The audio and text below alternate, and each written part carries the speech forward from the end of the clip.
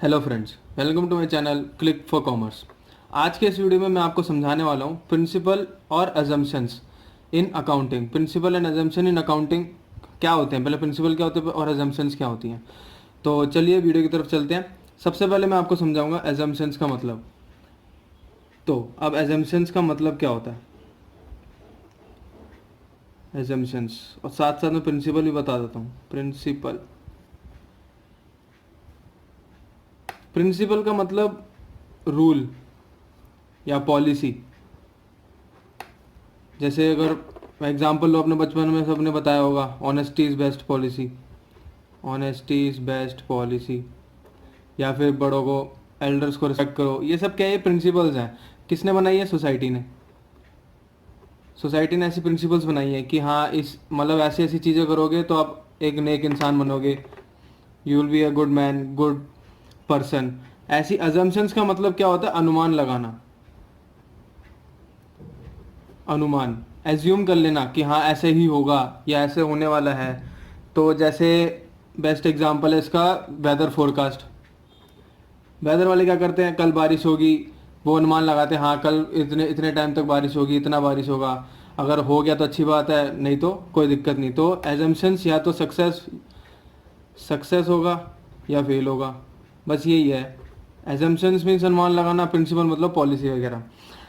तो अब ये जो एजम्पशंस और अनुमान, इसी को लेके, एजम्पशंस मीन्स अनुमान, प्रिंसिपल्स मीन्स रूल्स, इसी को लेके दुनिया चलती है। तो जब दुनिया इस दोनों प्रिंसिपल से चल सकती है तो बिजनेस भी इसी को लेके चलता है। तो बिजनेस में भी प्रिंसिपल्स हैं और बिजनेस को चलाने के लिए एजम्पशंस भी लगानी पड़ती हैं। तो आज के वीडियो में सबसे पहले मैं आपको एजम्पशंस बता रहा हूँ कि बिजनेस में क्या क्या अनुमान लगाने पड़ते हैं, क्या क्या एजम्पशंस हैं बिजनेस में। तो चलिए अब अकाउंट्स की तरफ चलते हैं। हाँ जी दोस्तों, तो अब ये जो एजम्पशंस और रूल्स या प्रिंसिपल जो मैंने बताए हैं, एजम्पशंस एंड प्रिंसिपल्स, ये क्या होते हैं? ये मैन मेड है, हमने खुद बनाया है। तो ये हर बिजनेस के हिसाब से एडजस्ट हो सकते हैं। बिजनेस के हिसाब से एडजस्ट हो सकते हैं। जैसा बिजनेस, उसके हिसाब से एजम्पशंस बड़ा हो या छोटा हो, तो उसके हिसाब से एडजस्ट होंगे। और जो नॉर्मली जो प्रिंसिपल एजम्पशंस बने हैं वो जनरली एक्सेप्ट किए जाते हैं, जनरली एक्सेप्टेड। तो ये जनरली एक्सेप्टेड होते हैं। तो बिजनेस में कितने एजम्पशंस होते हैं? टोटल एजम्पशंस होते हैं 3। टोटल है हमारे पास 3 एजम्पशंस। कौन कौन से हैं? सबसे पहला सबसे पहला है गोइंग कंसर्न। Going concern. दूसरा एजम्पशन है कंसिस्टेंसी। और एक और लास्ट है हमारे पास एक्रूअल।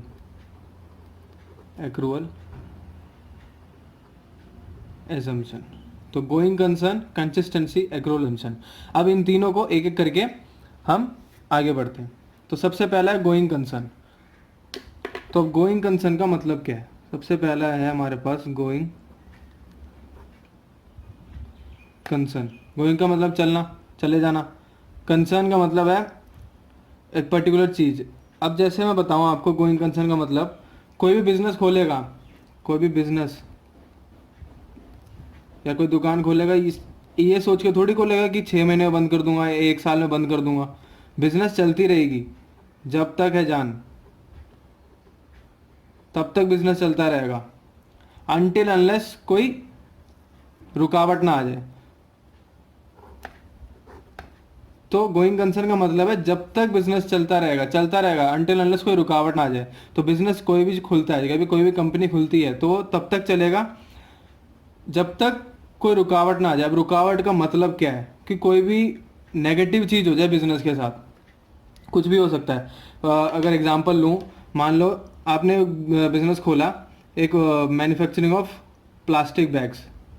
प्लास्टिक बैग्स की दुकान खोली आपने, सॉरी मैन्युफैक्चरिंग यूनिट खोली, आप प्रोडक्शन करते हो प्लास्टिक बैग्स का। तो ये जैसे प्लास्टिक बैग्स का प्रोडक्शन करते हो, तो आपने एक साल चलाया, 1 साल चला, अच्छा खासा चला। तो 1 साल के बाद आफ्टर 1 ईयर क्या हुआ? गवर्नमेंट कर दिया इसे बैन। गवर्नमेंट ने कर दिया बैन, तो क्या हो गया? आपका गोइंग कंसर्न जो एजम्पशन हुआ है वो फेल हो गया, तो बस बिजनेस बंद करना पड़ा। तो जब तक ये गवर्नमेंट ने बैन नहीं किया था तब तक तो आप ये मान के चल रहे थे ना, जब तक है जान, जब तक बिजनेस चलेगा तब तक, जब तक ये प्लास्टिक बैग्स यूज होएंगी तब तक मेरा बिजनेस चलेगा। तो जैसे ये बंद हुआ तो मेरा गोइंग कंसर्न खत्म हो गया। तो ये इसका मतलब है, ये है गोइंग कंसर्न का मतलब। तो सबसे पहला अजम्पशन गोइंग कंसर्न हमने यहाँ खत्म कर दिया। नेक्स्ट पे चलते हैं कंसिस्टेंसी। अब कंसिस्टेंसी का मतलब क्या है? अब कंसिस्टेंसी का मतलब है, इन सिंपल लैंग्वेज बोलूँ, रेगुलर, रेगुलर रहना। कंसिस्टेंसी का मतलब रेगुलर। फॉर एग्जांपल जैसे आप हर दिन 1 घंटा पढ़ोगे या हर दिन 1 घंटा एक्सरसाइज करोगे, वर्कआउट करोगे, 1 घंटा खेलोगे, तो वो कंटिन्यूसली चलता रहना चाहिए। ऐसे नहीं कि एक दिन वर्कआउट किया फिर 1 दिन नहीं किया, 4 दिन छोड़ दिया, फिर 1 दिन नहीं किया, फिर 4 दिन छोड़ दिया। तो ऐसे ही अगर बिजनेस में कोई पॉलिसी है तो, या फिर कोई अकाउंटिंग प्रिंसिपल लगाया आपने, तो वो कंसिस्टेंटली चलता रहना चाहिए, सालों साल, year after year, year after year consistent होना चाहिए। वो बार बार चेंज नहीं होना चाहिए। चेंज तभी हो पाएगा जब वो बेनिफिशियल होगा, मतलब कोई प्रॉफिट दे रहा होगा या हमें, या फिर कोई मैंने बिजनेस अकाउंटिंग पॉलिसी या फिर कोई चेंज करी, उससे बिजनेस में कुछ फ़ायदा हो रहा हो, तो तब जाके मैं पॉलिसी चेंज करूँगा। तब तक पॉलिसी चेंज नहीं करूँगा, एक ही पॉलिसी चलती रहेगी सालों साल तक। तो इसे कहते हैं कंसिस्टेंसी। एक जैसे एक मेथड है डेप्रिसिएशन, मेथड्स ऑफ डेप्रिसिएशन। ये डेप्रिसिएशन के मैं आगे एक वीडियो बनाऊंगा, सेपरेट वीडियो बनेगी डेप्रिसिएशन। सिंपल डेप्रिसिएशन का मतलब है किसी एसेट का वैल्यू को गिरना। जैसे मोबाइल आपने खरीदा, तो मोबाइल मान लो 50,000 का था, तो शोरूम से निकालते ही अगले दिन ही वो जैसे ही आपने यूज़ किया वो 25,000 का हो जाएगा। तो ये जो गिरा है ना, ये वैल्यू जो गिरी है, उसे कहते हैं हम डेप्रिसिएशन। ये इसकी एक डिटेल वीडियो मैं आगे आपको प्रोवाइड करूँगा। तो जैसे डेप्रिसिएशन का कोई भी एक मेथड होता है, उसमें वेरियस मेथड्स होते हैं। एक मेथड अगर डेप्रिसिएशन का अडॉप्ट कर लिया तो वही सालों साल चलता रहेगा, तो इसको बोलेंगे कंसिस्टेंसी। अब लास्ट हमारे पास है एक्रूअल। तो चलिए लास्ट क्या है वो देखते हैं। लास्ट हमारे पास है एक्रूअल अजम्पशन।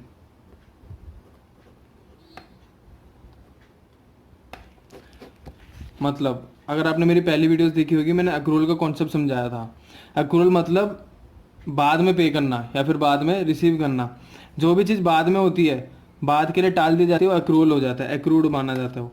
तो बिजनेस में एक्रूअल ही चलता है अनटिल अनलेस अगर वो सिर्फ कैश में ना डील कर रहे हो।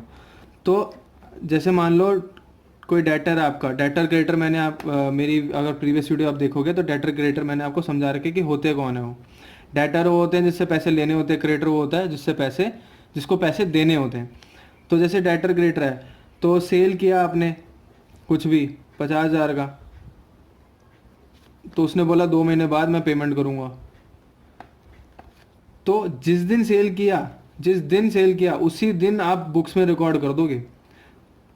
ऐसे नहीं कि जब पैसे आएंगे तो रिकॉर्ड करूँगा मैं, तो आपको पता ही नहीं चलेगा। मान लो आप भूल गए, यार बिजनेस में इतनी सारी ट्रांजैक्शन होती हैं, कोई एक दो ट्रांजैक्शन मिस हो सकती हैं।